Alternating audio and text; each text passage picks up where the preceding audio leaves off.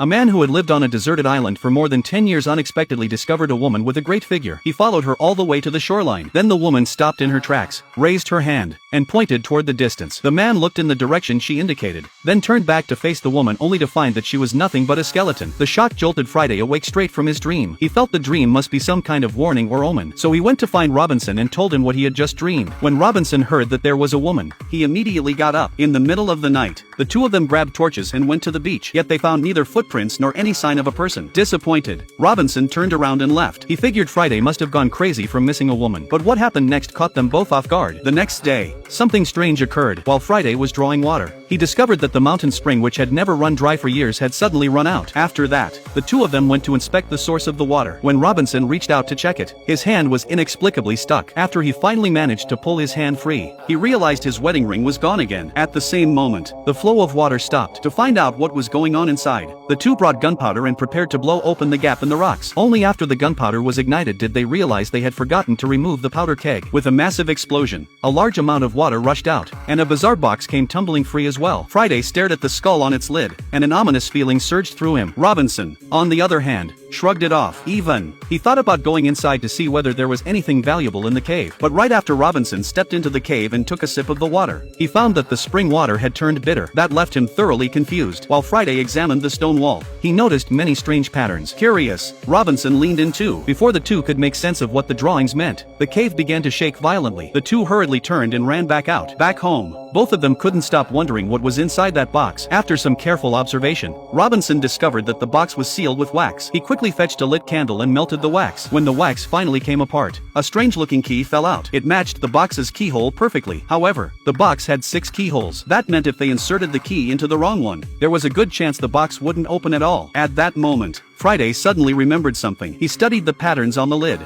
noticing that they were all different. He guessed that those patterns might indicate the correct order for opening the box. Robinson was curious how Friday could possibly know that. Friday insisted it was the wisdom of the savages. Sure enough, just as Friday had predicted, when they followed the steps in the right sequence, Friday successfully opened the box, but it wasn't filled with treasure. Instead, inside was a skull that had long since become bone. Friday recognized it at a glance. This was the same woman from his dream. To figure out why the woman had been entangling him, the two of them simply repaired the opening and went back inside again. After Friday studied the wall paintings carefully, he learned this was a legend about a water god. The woman he had seen was the offering prepared for the water god, and the reason the woman pointed toward the sea may have been to ensure Friday could piece her body back together, then cast her into the ocean so her soul could finally rest in peace. Now, all Friday needed to do was find the other parts of the woman. Robinson originally didn't want to get involved in such a troublesome task, but when he heard Friday say that if the woman could finally rest, not only would the mountain spring's water turn sweet again, but Robinson's ring would also be found, he agreed to help just for the sake of the ring.